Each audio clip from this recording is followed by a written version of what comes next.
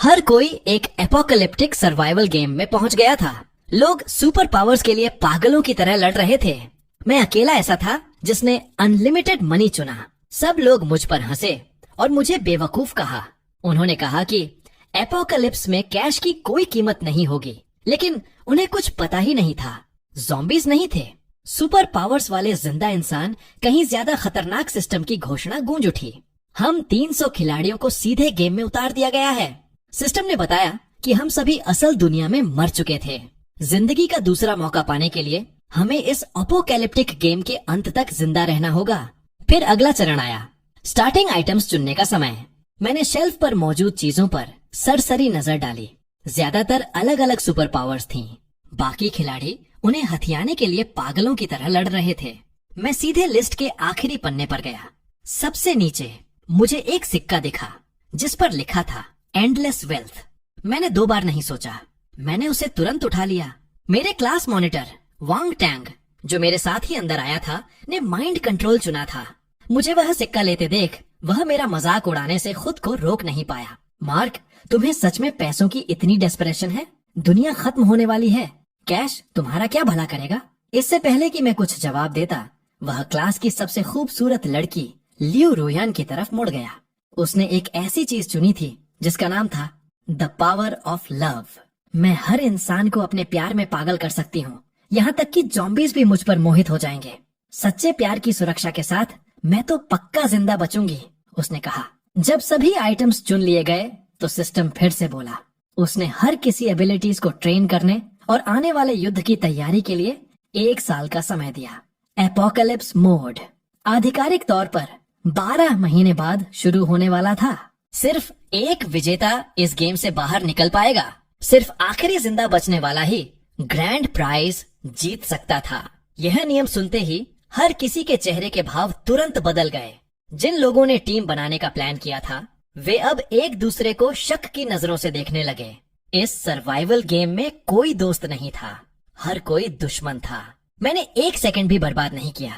मैं वहां से निकल गया और तुरंत अपना अपोकैलिप्टिक सर्वाइवल प्लान शुरू कर दिया। वर्ल्ड मैप देखा, पैसिफिक ओशन में एक अलग थलग पड़े आइलैंड पर अपनी नजरें टिका दी। यह किसी फॉल्ट लाइन पर नहीं था, प्रमुख तूफानी क्षेत्रों से बाहर था। यहाँ एक प्राकृतिक समतल जगह थी, एयर स्ट्रिप बनाने के लिए एकदम सही थी, और यह ऐसे पहाड़ों से घिरा हुआ था जो प्राकृतिक ढाल का काम कर सकते थे। $1 बिलियन फेंके और उस आइलैंड को सीधे खरीद लिया। मैंने कैजुअली उसका फ्यूचर आइलैंड रखा और दावा किया कि मैं इसे टूरिज्म के लिए डेवलप कर रहा हूँ। मैंने एक ही बार में 10 विशाल क्रूज शिप्स खरीदे, उन एनपीसीज के साथ कंस्ट्रक्शन कॉन्ट्रैक्ट साइन किए और सारा भारी मशीनरी और बिल्डिंग मटेरियल आइलैंड पर भेज दिया। मैंने एनपीसी एग्जीक्यूटिव्स से सख्त NDAs non disclosure agreement sign करवाए, यहाँ तक कि उन्हें भी नहीं पता कि फ्यूचर आइलैंड असल में कहाँ है। क्रूज शिप्स के फ्यूचर आइलैंड पहुँचने के बाद वर्कर्स ने एक कच्ची हवाई पट्टी बनाना शुरू कर दिया। फिर मैंने हर जगह से कंस्ट्रक्शन वर्कर्स को लाने के लिए 100 चार्टर्ड प्लेन्स बुक किए। उन वर्कर्स ने फ्यूचर आइलैंड को दुनिया की नजरों से छिपाए रखने के लिए दिन रात खून पसीना एक किया। मैंने पहले सिग्नल जैमर्स खरीद लिए थे और सभी वर्कर्स के फोन जब्त कर लिए थे। मैंने आइलैंड पर 10 अल्ट्रा रीइंफोर्स्ड फोर्ट्रेसेस बनवाए। सारा मटेरियल टॉप ग्रेड और सबसे ऊंचे स्टैंडर्ड का था। इन्हें 12 रिक्टर स्केल के भूकंप को सहने के लिए बनाया गया था। हर किले का कैमोफ्लेज था। सैटेलाइट्स ऊपर से कुछ भी नहीं पकड़ सकती थीं, लेकिन यह सब तो बस ध्यान स्मोक स्क्रीन था। असली डूम्सडे बंकर तो जमीन के नीचे था। यह underground nuclear strikes biochemical attacks को झेल सकता है। यहाँ तक कि वो सुरंग खोदने वाले ज़ॉम्बीज भी 5 मीटर मोटी सॉलिड स्टील को नहीं तोड़ पाएंगे। सतह वाले किलों से अंडरग्राउंड जाने के सीक्रेट पैसेजेस हैं, लेकिन ये रास्ते बहुत ही संकरे बनाए गए थे। एक बार में सिर्फ एक ही इंसान उनमें से गुजर सकता है। अंदर मेज जैसा है। अगर आप किस्मत वाले हुए और सही रास्ता ढूंढ भी लिया, तो भी मेन दरवाजे तक पहुंचने का मतलब यह नहीं कि आप रास्ते में ट्रैप से बच जाएंगे। अगर एक रास्ता बम से उड़ा दिया जाता है, तो मैं वापस सतह पर जाने के लिए दूसरे रास्तों का इस्तेमाल कर सकता हूँ। एनर्जी ही सब कुछ है। बिजली की सप्लाई की समस्या सुलझाने के लिए मैंने आइलैंड विंड टर्बाइन्स लगाए, टाइडल और न्यूक्लियर पावर जनरेटर्स भी। पानी का इंतजाम करना भी आसान था। रेन वाटर कलेक्टर्स और सी वाटर डिसैलिनेशन सिस्टम्स लगाए। यहाँ तक कि ग्राउंड वाटर प्यूरिफिकेशन के उपकरण भी मंगवाए। जो कयामत के दूषित पानी को पीने लायक बना सकते हैं। इसके साथ ही instant high temperature sterilization, instant low temperature sterilization, ultra violet sterilization और केमिकल स्टेरिलाइजेशन इक्विपमेंट्स भी थे। एक वेस्ट वाटर ट्रीटमेंट सिस्टम, विशेष रूप से सीवेज को संभालता फ्लडिंग को ध्यान में रखते हुए सभी वाटरप्रूफ बनाया गया ब्लास्ट डोर्स बंद होने पर पूरी एयर टाइट हो जाते हैं। अंडरग्राउंड ड्रेनेज सिस्टम बहुत ही मजबूत है। मैंने कई एयर प्यूरिफिकेशन सिस्टम्स लगाए हैं जिससे अंडरग्राउंड शेल्टर में हमेशा साफ और भरपूर हवा रहे। मैंने 1 ऑक्सीजन कैनिस्टर्स भी जमा कर लिए हैं, बस उस स्थिति के लिए जब मुझे खुद को अंडरग्राउंड शेल्टर में पूरी तरह सील करना पड़े। मैंने 12 कंपार्टमेंट्स बनवाए हैं। अगर 1 या 2 खराब हो जाए तो बाकी काम संभाल सकते हैं। हर कंपार्टमेंट का अपना एक खास काम है। उनमें से 3 कंपार्टमेंट्स में सबसे नई ऑटोमेटेड फार्मिंग टेक्नोलॉजी का इस्तेमाल होता है, जो सब्जियां उगाने, मछली पालने और मुर्गियां पालने में सक्षम है। मैंने 2 वेयर हाउस में इतना सामान जमा कर लिया है जो मेरे लिए 10 साल तक काफी रहेगा। दवाइयाँ, खाना और पानी। जब भी एनपीसीज को मेरे कंस्ट्रक्शन पर शक होता, मैं बस उनका मुंह बंद रखने के लिए टिप्स के तौर पर पैसे फेंक देता। ईगल लैंड गया और भारी हथियार खरीदे जिनमें mobile combat robots reconnaissance drones शामिल थे। और चूंकि मैं इतनी भारी रकम चुका रहा था, तो ब्लैक मार्केट के जरिए न्यूक्लियर वॉरहेड्स भी हासिल कर बे में मैंने न्यूक्लियर सबमरीन जेट छिपा रखा था। अंडरग्राउंड बंकर से सीधे सबमरीन डॉक तक जाने के टनल एबिलिटी वाले खिलाड़ियों को आइलैंड तक पहुंचने से रोकने के लिए मैंने असली आइलैंड की जगह आर्टिफिशियल रीफ्स लगवा दी। वहां से आने वाला कोई भी बड़ा जहाज चट्टानों से टकराकर शोर के करीब कोस्ट लाइन के चारों इलेक्ट्रिक फेंसिंग लगा दी और आसपास के पानी में मैंने एक्सप्लोसिव्स बिछा दिए। रेडार सिस्टम्स भी लगा दिए ताकि आइलैंड के करीब आने वाली किसी भी चीज का पता लगाया जा सके और उसे समय रहते तबाह किया जा सके। मैंने आसमान में एक इलेक्ट्रिक ग्रिड खड़ा कर इन्फेक्टेड पक्षी आइलैंड पर न उतर सके। सिर्फ 1 साल में आइलैंड का डिफेंस सिस्टम पूरी तरह से काम करने लगा था। बेशक अपने दुश्मनों को भटकाने के लिए मैंने दुनिया भर टूरिज्म साइट्स बनाने का एक बड़ा नाटक भी किया ताकि उन खिलाड़ियों को भनक न लगे। वे रिसोर्ट्स असल में बैकअप लोकेशंस थे। मैं बिना फ्यूल भरवाए वहां उड़कर जा सकता था। आखिरी बैच के एनपीसीज को वापस भेजने के बाद आइलैंड पर सिर्फ मैं ही बचा था। मैंने एक स्पेस एक्सप्लोरेशन कंपनी को खरीद लिया और 6000 सैटेलाइट्स का कंट्रोल अपने हाथ में ले लिया ताकि इंटरनेट कनेक्शन चलता रहे। उस 1 साल के दौरान मैंने दुनिया एयरलाइंस शिपिंग कंपनीज को खरीद लिया था। फिर आखिरी हफ्ते में मैंने सभी प्लेन्स और शिप्स को तबाह करने का आदेश दे दिया। पूरी दुनिया जानती थी कि सबसे अमीर आदमी ने लंबी दूरी के ट्रांसपोर्टेशन को तबाह कर दिया है। सभी एनपीसीज को लगा कि वह पागल हो गया है। सिर्फ खिलाड़ियों को समझ में आया ग्लोबल टाइकून उनका ही कंपटीशन था। खिलाड़ियों, चैट इंटरफेस नोटिफिकेशन पॉपअप हुआ। वांग तांग ने मुझसे पूछा, मार्क, वह ग्लोबल टाइकून तुम ही हो, है ना? वही इकलौता था जिसने इन्फिनिट वेल्थ चुनते देखा था, लेकिन मैंने उसे पूरी तरह नजरअंदाज कर दिया। 1 हफ्ते बाद एपोकलिप्स आ गई। जिन खिलाड़ियों एबिलिटीज मैक्स आउट कर लिया था, वे एक्शन के लिए तैयार थे। पब्लिक स्क्रीन पर 300 खिलाड़ियों के नाम और आईडीज दिखाई दिए। मैं नंबर 99 था, वांग तांग नंबर 61 था, लिu रुयान नंबर 101 थी। अटेंशन, अपोकैलिप्स से शुरू हो चुका है। ये गेम तब तक चलता रहेगा जब तक कि सिर्फ एक खिलाड़ी न बच जाए। किसी को भी उम्मीद नहीं थी कि अपोकैलिप्स से दुनिया भर में होने वर्ल्ड वाइड डाउनपोर के साथ शुरू होगा। कई दिनों की लगातार बारिश फ्लडिंग ला दी। फ्यूचर आइलैंड पर भी असर पड़ा, लेकिन आइलैंड इतना छोटा था कि 2 दिन बाद बादल आगे बढ़ गए। मुझे अपने अंडरग्राउंड बंकर में छिपने तक का समय नहीं मिला। एबिलिटी यूजर्स पूरी तरह से हैरान रह गए थे। वे इस दुनिया ब्रोक आए थे। पूरा साल वे पैसे कमाने के लिए संघर्ष करते हुए अपनी शक्तियों को ट्रेन कर रहे थे। उनका संघर्ष तो बताने की जरूरत ही नहीं है। जो सप्लाई उन्होंने जमा की थी वह पैथेटिक थी। सिर्फ कुछ ही खिलाड़ियों ने जुर्म करने के लिए अपनी शक्तियों का इस्तेमाल किया था, विला हथियाने में कामयाब हुए थे। उन्होंने बेसमेंट में एक शेल्टर बनाया था। बाढ़ ने सबसे पहले बेसमेंट पर ही हमला किया। उनकी सारी सप्लाई बर्बाद हो गई। पूरा का पूरा विला बाढ़ में निगल लिया गया। कुछ खिलाड़ियों अंडरग्राउंड गैराजेस में शेल्टर बनाए थे, वे भी पूरी तरह डूब गए। ऊंचे फ्लोर वाले शेल्टर अब भी के लिए सुरक्षित थे, लेकिन बारिश रुकने का नाम नहीं ले रही थी। अंडरग्राउंड खिलाड़ियों की पहले से ही कम सप्लाई धीरे धीरे खत्म होने लगी। हर कोई घबराने लगा। इस बीच स्नैक्स चबा रहा था और लाइव स्ट्रीम देख स्ट्रीमर पर्दों के पीछे छिपा हुआ था और चुपके से सड़क के पार वाली बिल्डिंग की रिकॉर्डिंग कर रहा था। एक खिलाड़ी सप्लाई लूटने के लिए अपनी फायर पावर का इस्तेमाल कर रहा था। भाइयों, ये कोई स्पेशल इफेक्ट्स नहीं है, न कॉस्प्ले। यह एक असली एबिलिटी यूजर है। वह कॉम्प्लेक्स में सिक्योरिटी गार्ड हुआ करता था। अब वह दरवाजों को जलाकर पिघला रहा है। यह उसकी तन्वीर डकैती है। चैट में कमेंट्स की बात आ गई थी, तो एबिलिटी यूजर सच में होते हैं क्या? इसका मतलब है कि अपोकैलिप्स आ गया है। स्ट्रीमर संभल कर, जैसे ही वह उस बिल्डिंग का काम तमाम करेगा, उसका अगला निशाना तुम्हारी बिल्डिंग होगी। क्या फायर पावर भरोसेमंद है? फायर पावर वाले खिलाड़ी की किसी ने एनपीसीज को टिप दे स्वॉट कमांडोज का एक रेस्क्यू बोट्स में कॉम्प्लेक्स में घुसाया। उन्होंने बंदूकें तानकर बिल्डिंग को घेर लिया। स्ट्रीमर एक्साइटमेंट से कांप रहे थे। गाइज, मैं पहली बार गन फाइट देख रहा हूँ। इस गार्ड की आंख तो कमाल की है। उसने कुछ ही सेकंड्स में स्टील के गेट को पिघला दिया। स्वेट टीम बिल्डिंग में घुस गई। गोलाबारी बहुत तेज थी। अचानक छत से एक आकृति उड़ती हुई निकली और सीधे बाढ़ के पानी में जा गिरी। कुछ ही देर बाद ग्लोबल चैट पर उस खिलाड़ी ग्रे होते देखा। इसका मतलब था कि वह खिलाड़ी मर चुका था। ठीक उसी वक्त चैट विंडो में वांग तांग ने मुझे फिर से मैसेज किया, मार्क, चलो टीम बनाते हैं। देखो, हम पुराने क्लासमेट्स हैं। हमारे नंबर भी एकदम आसपास हैं। अगर हम टीम बना लें तो हम पक्का अंत तक पहुंचेंगे। वह बेशर्मी से मुझे वीडियो रिक्वेस्ट्स भेजता रहा, लेकिन इग्नोर करता रहा। अगर मैंने उसके साथ टीम बना ली और हम ही आखिरी दो बचे, तो वह मुझे मारने और अकेले जीतने के लिए माइंड कंट्रोल का इस्तेमाल करेगा। क्या वह मेरी बुद्धिमानी को कम आंक रहा था या खुद को ज्यादा होशियार समझ रहा था?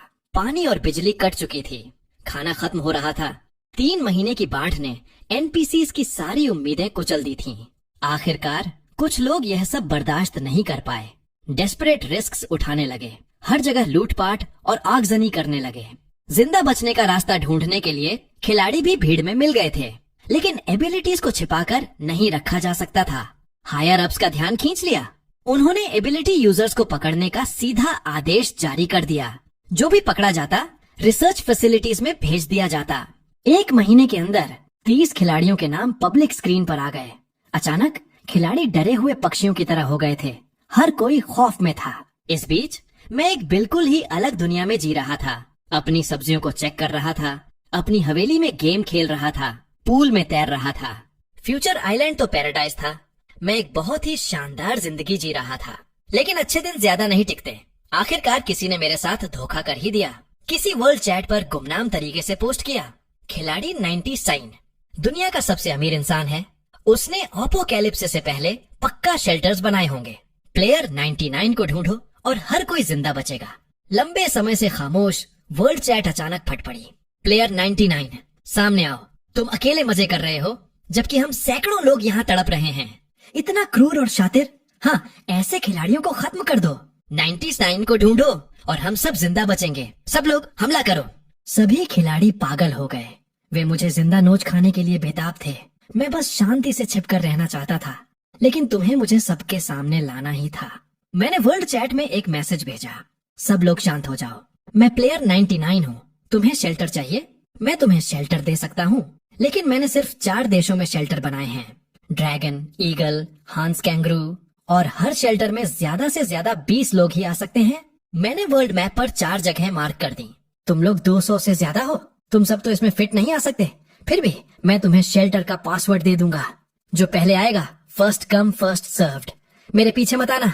जैसे ही मैंने पासवर्ड डाला, हर खिलाड़ी पागलों की तरह भाग पड़ा। अगर वे शेल्टर तक पहले पहुंच गए तो वे बाढ़ से बच जाएंगे। रातों रात कुछ खिलाड़ी पहले ही पहुंच चुके थे। ज्यादातर स्पीड बेस्ड एबिलिटीज थीं। शेल्टर ऊंची जगह पर बनाए गए थे जो बाढ़ के पानी से सुरक्षित थे। जब उन्होंने दरवाजे खोले और अंदर गए तो यह जन्नत में कदम रखने जैसा था। आखिर मैंने ये चारों लेविश बनवाए थे। इनमें हर वह सुविधा थी जो आप सोच फ्रीजर्स फ्रोजन फीस्ट से भरे हुए थे। खिलाड़ी 58 ने गर्व के साथ वर्ल्ड चैट पर लाइव स्ट्रीमिंग शुरू कर दी। शेल्टर से यह उम्मीद नहीं थी। कभी नहीं सोचा था कि यह इतना शानदार होगा। पैसा सच में खुशियां खरीद सकता है। अंदर स्टेक और मटन खा रहे थे, रेड वाइन पी रहे थे। मेज स्वादिष्ट पकवानों से भरी हुई थी। खिलाड़ी 58 ने कहा कि 12 लोग पहले से ही अंदर थे। उन्होंने ड्रैगन किंगडम शेल्टर लॉकडाउन करने के लिए वोट रिसोर्सेज सीमित थे। अब कोई और अंदर नहीं आ रहा था। बाकी खिलाड़ी अभी भी रास्ते में थे। लाइव स्ट्रीम देखकर उनका दिमाग खराब हो गया। शेल्टर के बाहर खिलाड़ियों की लहरें लगातार पहुंचती जा रही थीं। बाढ़ में डूबने या भूखों मरने से तो अच्छा था कि लाइफलाइन को कैसे भी करके हथियाना ही था। जिंदा सर्वाइवल इंस्टिंक्ट ने उन्हें बेताबी की हद तक धकेल दिया था। उन्होंने अंदर वालों से गिड़गिड़ा कर कहा कि वे दरवाजे खोलें, उन्हें अंदर आने दें। लेकिन अंदर के खिलाड़ियों ने पहले ही डेड बोल्टेड कर दिया था। बाहर वाले चाहे दरवाजों और दीवारों पर कितना भी पीट लें या अपनी शक्तियों का इस्तेमाल कर लें, सील्ड हो चुके प्रवेश द्वार को जरा सा भी हिला नहीं पाए। जब अंदर वाले जश्न मना ही रहे थे, मैं अचानक चैट पर पॉपअप हुआ और बोला, क्या उसमें 20 लोगों की जगह नहीं थी? क्या 8 लोग और अंदर नहीं आ सकते? मेरे पास एक ओवरराइड कोड है। दरवाजे लॉक होने पर भी मैं अंदर घुस सकता हूँ। हिडन डोर साउथ ईस्ट में है। दीवार के बेस पर डेकोरेटिव ब्रिक है, उसे घुमाओ और गुप्त दरवाजा खुल जाएगा। बाहर खड़े खिलाड़ी पागलों की तरह उस गुप्त दरवाजे की तरफ दौड़े। उन्होंने उस डेकोरेटिव ईंट को घुमाया, वह पुरानी डेकोरेटिव ईंट, और पुरानी दीवार में सच में एक गुप्त दरवाजा प्रकट हो गया। खिलाड़ी अंदर घुसने के लिए पागलों की तरह एक दूसरे से भिड़ गए। उन आखिरी 8 जगहों के लिए लड़ रहे थे। एक कमजोर सी दिखने वाली लड़की थोड़ी धीमी थी और पीछे छूट गई थी। तभी उसके वाइन्स फूट पड़ी और आगे की भीड़ पर पागलों की तरह वार करने लगी, जिससे एक साथ कई खिलाड़ी गिर ब्लेड एबिलिटी वाले एक खिलाड़ी ने जल्दी से अपने पैरों के नीचे की बेलों को काट दिया, फिर मुड़ा और विंड ब्लेड फायर किया। वाइन प्लेयर का गला कट गया। ब्लेड प्लेयर सबसे पहले दरवाजे तक पहुंचा, ओवरराइड कोड डाला और गेट खुल गया। वह खुशी से अंदर भाग गया। उसके ठीक बाद एक और खिलाड़ी लाइटनिंग स्ट्राइक का इस्तेमाल करके पूरी भीड़ को गिरा दिया। वह दूसरा खिलाड़ी भी गेट से अंदर घुस गया। लेकिन जैसे ही तीसरा खिलाड़ी एंट्री के पास पहुंचा, जमीन पर गिरे एक खिलाड़ी ने उसका पैर पकड़ लिया। गिरे हुए खिलाड़ी ने एक डरावनी मुस्कान दी और जर से सने हुए नाखून उसके जांघ में घुसा। वेनम खिलाड़ी बमुश्किल उठकर गेट से भागने ही वाला था कि पीछे से एक स्टील जैसे कठोर हाथ ने उसके सीने को पार कर दिया। एक एक करके सैंक्चुअरी के प्रवेश द्वार पर मरते गए। जिंदा रहने की इच्छा ने उनके अंदर की इंसानियत की आखिरी बूंद भी छीन ली थी।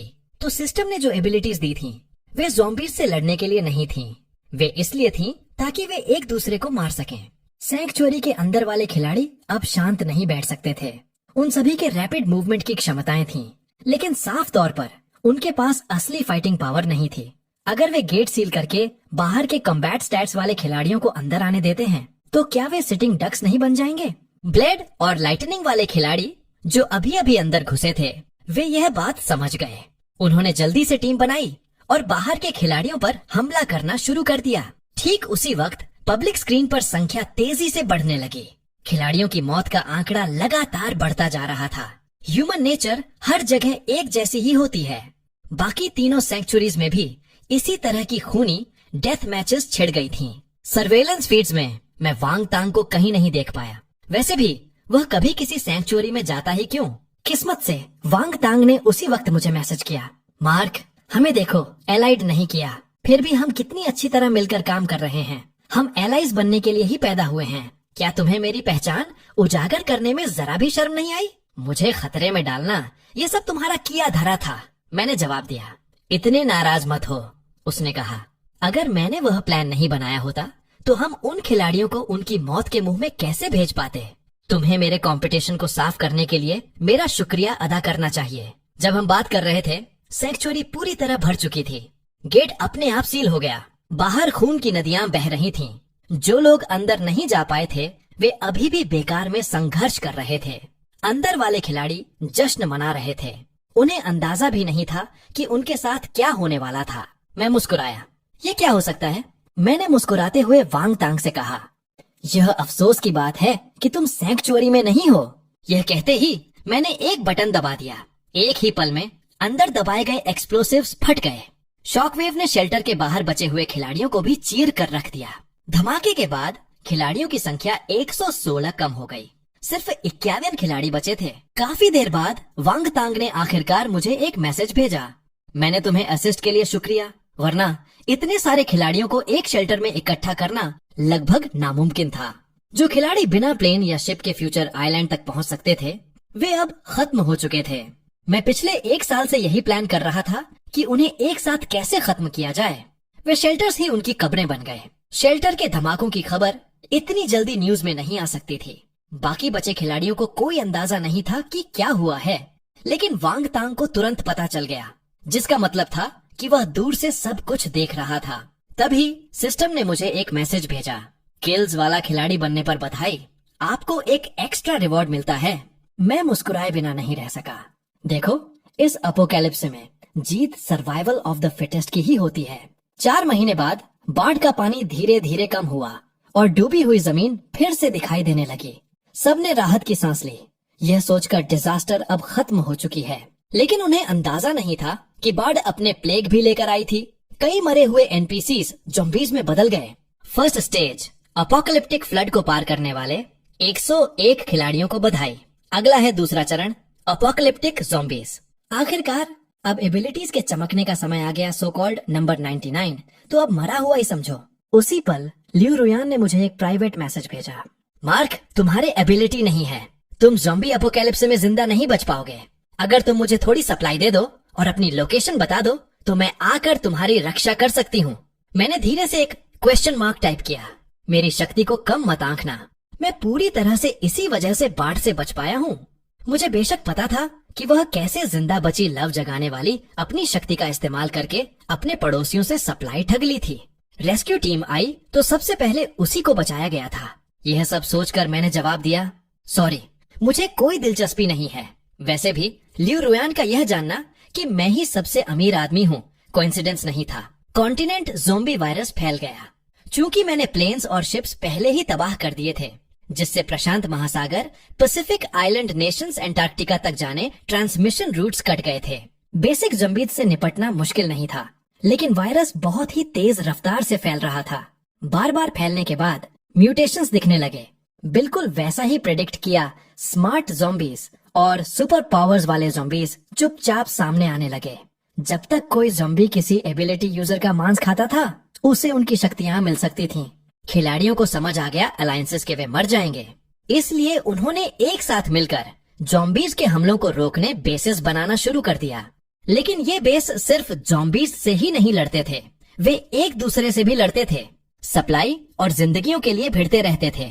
ज़ॉम्बी वायरस को देखते हुए मुझे फ्यूचर इन्फेक्टेड मछलियों को पहुंचने से रोकने के लिए समुद्र में स्टील नेट्स लगाने पड़े। आसमान में इलेक्ट्रिक ग्रिड्स लगा दिए गए थे, जिससे पक्षियों को उतरने से रोका जा सके। सूरज की रोशनी कुछ मध्यम सी लग रही थी। बारिश के दिनों में मैं अपने अंडरग्राउंड बंकर में छिप जाता था। जब मशीनों से टेस्टिंग के कंफर्म हो जाता कि बारिश का पानी साफ है, तभी मैं बाहर निकलने का जोखिम उठाता था। मेरे ऊपर ज़ॉम्बी वायरस का बस इतना ही असर पड़ा था। जमीन लैंड बेस्ड नेटवर्क्स बहुत क्रैश हो चुके थे। एनपीसी संदेश भेजने के लिए सिर्फ रेडियो का इस्तेमाल कर सकते थे, लेकिन मैं उन पुरानी कबाड़ चीजों से कोई मतलब नहीं रखता था। मेरे ऊपर मौजूद हजारों सैटेलाइट्स मुझे रियल टाइम में देखने की इजाजत देते थे। मुझे पहले से ही अंदाजा था कि पक्षी इस वायरस को फैलाएंगे। जब वायरस कमजोर द्वीपीय देशों में पहुंचा, तो पूरा का पूरा द्वीप एक ही झटके लिविंग हेल बन गया। खिलाड़ियों की संख्या एक एक करके गिरती रही। इस बार ये संख्या 30 तक पहुंच गई। लेकिन ठीक उसी वक्त एक mutated bird zombie future island के पानी के ऊपर से उड़ा। जैसे ही वह इलेक्ट्रिक ग्रिड से टकराया, हाई वोल्टेज से तुरंत जलकर राख हो गया, लेकिन फेदर ग्रिड के बीच की खाली जगह से नीचे गिर गया। जमीन पर गिरने से पहले ही रोबोटिक डॉग ने उस पर फायर जेट से हमला किया और उसे राख कर दिया। वह पक्षी पक्का प्रशांत महासागर के दूसरे द्वीपों से उड़कर आया होगा। उस दिन के बाद से पक्षियों के बड़े बड़े झुंड हर दिन फ्यूचर आइलैंड के ऊपर से गुजरने लगे। इलेक्ट्रिक ग्रिड पक्षियों की लाशों से भर गया था। रोबोट्स पूरे आइलैंड पर पेट्रोलिंग करने, पक्षियों की लाशों को जलाने और ग्रिड को साफ करने स्वैम्प्ड रहते थे। अगर फ्यूचर आइलैंड की हालत इतनी खराब थी, तो आप सोच ही सकते हैं कि बाकी जगहें कैसी होंगी। मैंने समुद्र के किनारे डेली बीच वॉक्स छोड़ दी और हमेशा के लिए अंडरग्राउंड बंकर में शिफ्ट हो गया। न्यू ईयर्स है, लेकिन दुनिया में किसी का भी जश्न मनाने का मन नहीं है सिवाय मेरे। मैं अपना न्यू ईयर्स डिनर खा रहा था और अपोकैलिप्सिस से पहले का आखिरी स्प्रिंग फेस्टिवल गाला देख रहा था। मैंने अपने पुराने परिवार के बारे में सोचा, लेकिन अब मैं ही अकेला बचा था। अंदर से खालीपन महसूस न करना मुश्किल था। मुझे वापस जाना ही था। मुझे आखिरी लास्ट वन स्टैंडिंग बनना ही था। मैंने अपने न्यू ईयर डिनर की एक फोटो क्लिक की और वांग तांग को भेज दी। 1 मिनट बाद वांग तांग ने मेरी फोटो वर्ल्ड चैट पर पोस्ट कर दी। मैं सोच ही सकता था कि कैसे खिलाड़ी इसे देखकर पागल हो गए होंगे। गुस्से से भरे कमेंट्स की बाढ़ आ गई। प्लेयर 99 बहुत मजे में जी रहा है। लानत है, हमें एक वक्त का गर्म खाना भी नसीब नहीं हो रहा और उसके पास पूरा पकवान सजा है। ज्यादा घमंड मत कर, अगर मैंने तुझे ढूंढ लिया तो तुझे जान से मार दूंगा। मुझे कोई फर्क नहीं पड़ता था, मैं इंतजार करूंगा अगर तुम मुझे ढूंढ पाओ। मैंने अपना कंप्यूटर खोला और उन 30 प्रोफाइल्स निकाली जिन्हें मैंने इकट्ठा किया था। उन्हें कोई अंदाजा नहीं था कि अपोकैलिप्सिस से पहले ही मेरी नजरें हर जगह थीं। मेरे मर्सिनरीज ने दुनिया भर में बिखरे हुए खिलाड़ियों को ढूंढ निकाला था और उन पर लंबे समय तक निगरानी रखी थी। मैं हर खिलाड़ी की शक्तियां और कमजोरियां जानता था। अपोकैलिप्स से आने के बाद मर्सिनरीज मेरे द्वारा जमा की गई सप्लाई के दम पर जिंदा बचे थे। वे मेरे लिए काम करते रहे और मैंने उनके लिए अनलॉक कर दी। पैसा ही दुनिया को चलाता है। अपोकैलिप्स में सप्लाई ही करेंसी थी। मेजर पावर्स उभर कर सामने आई थी। द मिलिट्री, उनके पास हथियारों का एक बड़ा जखीरा और एक ऐसा बेस था जिसे भेदा नहीं जा सकता था।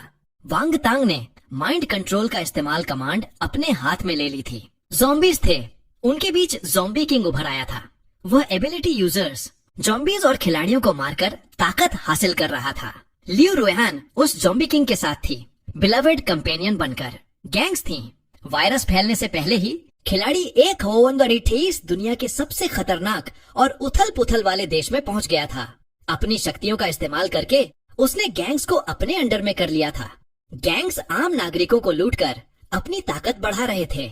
बाकी बचे 26 खिलाड़ी फैक्शंस में शामिल हो गए थे। खिलाड़ी 108 ग्रेविटी को कंट्रोल करने की शक्ति थी, जो कि बहुत ही ताकतवर थी।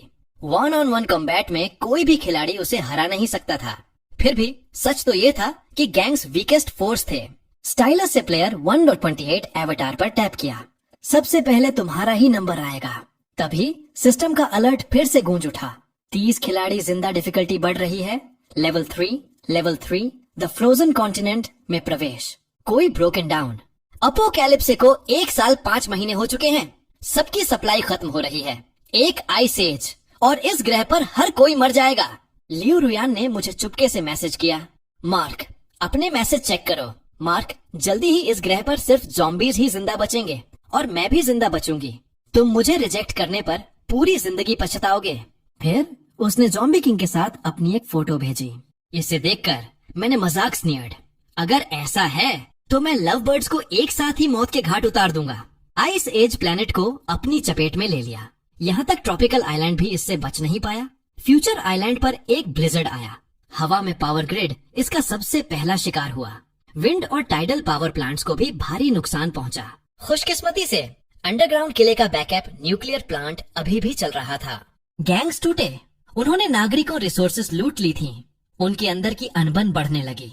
लगातार झगड़े होने अवेकेंड प्लेयर्स एक एक करके मरने लगे। वर्ल्ड चैनल के जरिए प्लेयर 128 को प्राइवेट मैसेज किया, क्या ख्याल है हम दोनों टीम बना लें? मैंने तुम्हारे इलाके में हर जगह सप्लाई गार्ड रखी है, उन तक पहुंचो और तुम जिंदा बच जाओगे। प्लेयर 128 ने थोड़ी ही देर बाद जवाब दिया, तुम्हें क्या चाहिए? मैं तुम पर भरोसा क्यों करूं? मैं चाहता हूं कि तुम ज़ॉम्बी किंग को खत्म करो। साइंटिस्ट टीम ने ज़ॉम्बीज क्योर तैयार किया है, बस इसे स्प्रे करो और वे गायब हो जाएंगे। मैंने आगे कहा, जैसा कि तुम्हें पता है मेरा कॉम्बैट स्टैंड 0 है। ये सब सोचने के बाद 30 अवेकेंट प्लेयर्स में तुम सबसे ताकतवर हो। सिर्फ तुम ही यह कर सकते हो। हम इंसान ठंड से डरते हैं, ज़ॉम्बीज नहीं डरते। ये जितना लंबा खींचेगा उनके जीतने के चांस उतने ही बढ़ेंगे। मेरे पास कितनी भी सप्लाई क्यों ना हो, एक दिन वह भी खत्म हो जाएगी। तब ज़ॉम्बी किंग के साथ वाली प्लेयर 1001 फाइनल विनर बन जाएगी। ज़ॉम्बी किंग बहुत ताकतवर है। इलाज के बिना कोई भी अवेकेंड प्लेयर उसे नहीं मार सकता। मेरे पास इलाज है, तुम्हारे पास शक्तियां हैं। चलो टीम बनाते हैं और ज़ॉम्बीज को खत्म करते हैं। 128 का भरोसा जीतने के लिए मैंने कुछ सप्लाई के साथ ज़ॉम्बी क्योर की खेप डिलीवर करने के लिए अपने मर्सेनरीज भेजे। गैंग्स ने उस क्योर को एक ज़ॉम्बी पर इस्तेमाल किया। ज़ॉम्बी दर्द से चीखते हुए खून के एक तालाब में पिघल गया। उनका प्यूरिफाई हो गया। 148 लालच टेम्पटेड। अगर सिर्फ वह और मैं इस दुनिया में बचे तो मुझे मारना उसके लिए बहुत आसान होगा। उसके लिए मैं सबसे कमजोर प्लेयर था। मेरे साथ गठबंधन करना बिना किसी शक के उसका सबसे अच्छा विकल्प था। एक रात क्योर से ड्रोन्स हॉर्ड की तरफ उड़े। ज़ॉम्बी किंग लियू रुयान को अपनी बाहों में लेकर सो रहा था। उसकी तेज कीन हियरिंग ने तुरंत कुछ गड़बड़ भांप ली। वह तुरंत बिस्तर से उठा, लेकिन लियू रुयान को टकिन नहीं भूला। भारी मात्रा में क्योर आसमान से बर्फ के साथ मिलकर बरसने लगा। बर्फ के साथ मिलकर यह हर जगह फैल गया। जो ज़ॉम्बीज इस क्योर की चपेट में आए वे दर्द से चीखने लगे। एक एक करके वे खून में पिघल गए। ज़ॉम्बी किंग गुस्से से पागल हो गया। उसने नीचे छलांग लगा दी। उसकी हथेलियों से बीम्स ऑफ लाइट निकली जिन्होंने ड्रोन्स को चकनाचूर कर दिया। 128 खिलाड़ियों को लेकर हमला करने के लिए आगे बढ़ा। उसने ग्रेविटी पावर एक्टिवेट की और ज़ॉम्बी किंग को जमीन पर जोर से दबा दिया। ताकतवर ज़ॉम्बी किंग अपनी कलाई तक नहीं उठा पा रहा था। कई खिलाड़ी उस पर टूट पड़े। ज़ॉम्बी किंग के गले से एक दहाड़ निकली। अंधेरे में छिपे हुए ज़ॉम्बीज बंदरों की तरह खिलाड़ियों पर कूद पड़े। 128 ने फिर से अपनी ताकत का इस्तेमाल किया।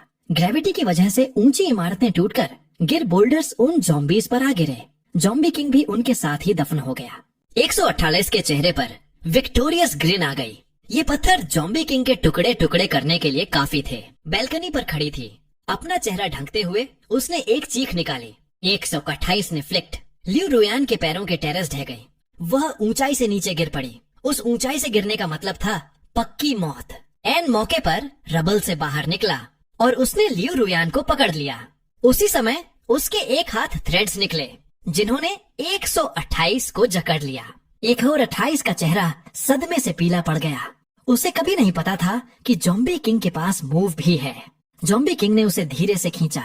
128 का शरीर तुरंत चकनाचूर हो गया। लेकिन ज़ॉम्बी किंग को इस बात का अंदाजा नहीं था कि 128 के शरीर पर क्योर लदा हुआ था। पैकेट्स फट गए और उसे पूरी तरह अपनी चपेट में ले लिया। लियू रुयान चिल्लाई, बेबसी से देखते हुए कि कैसे ज़ॉम्बी किंग खून के तालाब में पिघल रहा था। वह डर के मारे सुध बुध खो बैठी थी। यह जगह सच हेल बन चुकी थी। वह अपनी जान बचाने के लिए भागी, लेकिन जल्दी ही बर्फ में धंसकर गिर पड़ी। इस बार उसे बचाने वाला कोई नहीं था। किसी और के प्यार पर निर्भर पावर आखिरकार इतनी कमजोर थी कि वह काम नहीं आ सकी। वर्ल्ड चैट पर 12 और खिलाड़ियों ग्रे हो गए। मैंने अपनी नोटबुक में उनके नंबर एक एक करके काट दिए। जब मैं नंबर 128 पर पहुंचा तो उसके नाम की वीकनेस लिखी थी यूनिवर्सल ग्रेविटेशन। लो मैस वाली चीजों को कंट्रोल नहीं कर सकता, जैसे ज़ॉम्बी किंग के सिल्क थ्रेड्स। इंफॉर्मेशन गैप का इस्तेमाल करके ऐसी लड़ाइयां लड़ना पसंद है जिन्हें मैं कभी हार नहीं सकता। इस समय मेरे पास सिर्फ एक ही विरोधी बचा था। वांग तांग मिलिट्री को कंट्रोल कर रहा था। वह इस गेम को खत्म करने के लिए बेताब था। उसने मुझे वर्ल्ड कॉल्ड आउट। यह गेम हमेशा स्मार्ट पीपल के लिए ही था। मार्क, तुमने यहाँ तक पहुँचने में अच्छा खेला है, लेकिन हर गेम में एक हारने वाला होता है। खुद को अब भी मार लो और टॉर्चर से बख्श दूंगा। मुझे हमेशा से पता था कि तुम्हारे पास मर्सनरीज हैं, लेकिन वे मिलिट्री का मुकाबला नहीं कर सकते। तुम्हारे पास सिर्फ कुछ गंदा पैसा है, लेकिन missiles, aircraft carriers, military aircraft हैं। जहाँ चाहे छिप जाओ, मैं तुम्हें ढूंढ निकालूंगा। और मैंने चैट में उसे बस flipped him of. Wang Thang mind control बहुत ताकतवर था, लेकिन उसमें एक फेटल फ्लॉ थी। उसे अपनी शक्ति फेस टू फेस करना पड़ता था। जब तक मैं अपने अंडरग्राउंड बंकर में था, वह अपनी शक्ति से मुझे छू भी नहीं सकता था। लेकिन मुझे इस बात का अंदाजा नहीं था। उसने फ्यूचर आइलैंड पर मिसाइलें दाग दी। फ्यूचर आइलैंड पर मिसाइलों की बारिश होने लगी। काफी देर बाद भी ऑफलाइन नहीं हुआ था। वांग तांग को अपनी आंखों पर यकीन नहीं हो रहा था। मार्क, तुमने तो सच में एक बहुत ही मजबूत छिपने की जगह बना रखी है। तो ठीक है, मैं खुद आकर तुम्हें वहाँ से घसीटकर बाहर निकालूंगा। वह एयरक्राफ्ट कैरियर से वहाँ आ गया। एक एयरक्राफ्ट कैरियर के लिए रीफ्स बिछाई थी। वे कोई मायने नहीं रखती थी। जब वह फ्यूचर आइलैंड पर उतरा तो स्मोक से ढंका हुआ था। पहाड़ समतल हो गए थे। जमीन क्रेटर्स बन गए। डिफेंसेस मिट चुका था। उसने अंडरग्राउंड बंकर के खुले एंट्रेंस को देखा और ऐसे मुस्कुराया जैसे उसने मुझे पहले ही पकड़ लिया हो। उसने अपने आदमियों को आदेश दिया कि हेवी वेपन से उस प्रवेश द्वार पर हमला करें। कई बार भारी गोलाबारी के बाद दरवाजा उड़ गया और अंदर का रास्ता दिखाई देने लगा। मैंने तुरंत उसे एक वीडियो कॉल रिक्वेस्ट भेजी। उसने कॉल उठाया, बड़े ही घमंड से देखते हुए, और उस घने टनल में घूरते हुए बोला, मार्क, अब रहम की भीख मांगने का समय निकल चुका है। उसने अपना सिर हिलाकर अपने आदमियों को अंदर जाने का इशारा किया, यह सोचकर कि वे मुझे वहाँ से घसीट कर लाएंगे। वीडियो में मैंने बड़ी शांति से अपने पीछे एंडलेस कॉस्मोस की तरफ इशारा किया। तुम्हें किसने कहा कि मैं फ्यूचर आइलैंड पर हूँ? अपनी आंखें खोलो और देखो कि मैं असल में कहाँ हूँ। जैसे ही मेरी बात खत्म हुई, फ्यूचर आइलैंड पर न्यूक फट गया। प्लेयर 100 का ग्रे हो गया सिस्टम से जीत की विक्ट्री ट्यून बजी। प्लेयर 99 को बधाई, सोल विनर हैं। आपने यह गेम पर क्लियर्ड द गेम। वांग तांग के लिए एबिलिटी वाला खिलाड़ी काम करता था जो फोटो एग्जैक्ट कोऑर्डिनेट्स निकाल सकता था। यह एक बिल्कुल बेकार शक्ति थी, लेकिन वांग तांग को अच्छी तरह पता था कि इसका इस्तेमाल कैसे करना है। उसने मुझे कई वीडियो रिक्वेस्ट भेजी थी ताकि वह स्क्रीनशॉट लेकर मेरी लोकेशन ट्रैक कर सके, लेकिन मैंने कभी फोन नहीं उठाया। बाद में मैंने न्यू ईयर्स ईव पर उसे एक फोटो भेजी थी। उसने मन ही मन मुझे बेवकूफ कहा होगा, खुशी खुशी मेरी लोकेशन ट्रैक की होगी और इंतजार किया गैंग्स ज़ॉम्बी किंग दोनों खत्म हो जाएं, ताकि वह आकर सब कुछ कब्जे में ले सके। और फिर उसने मुझे बम से उड़ाने का फैसला किया होगा, लेकिन मुझे कैसे पता नहीं होता कि उसके पास कौन से खिलाड़ी थे। वह फोटो जानबूझकर उसे फ्यूचर ल्यूर देकर भुलाने लीक की गई थी। फोटो भेजने के बाद मैं फ्यूचर आइलैंड से निकल गया था। सिस्टम ने रिवॉर्ड दिया था, वह था एक बार अपनी सारी सप्लाई के साथ पलक झपकते ही टेलीपोर्ट होने का मौका। बिल्कुल वैसे ही मुझे स्पेस स्टेशन पर टेलीपोर्ट कर दिया गया था, लेकिन सिस्टम ने मुझे वापस पृथ्वी पर जाने का कोई रास्ता नहीं दिया था। रिवॉर्ड का इस्तेमाल बिल्कुल अंत तक नहीं कर सकता था।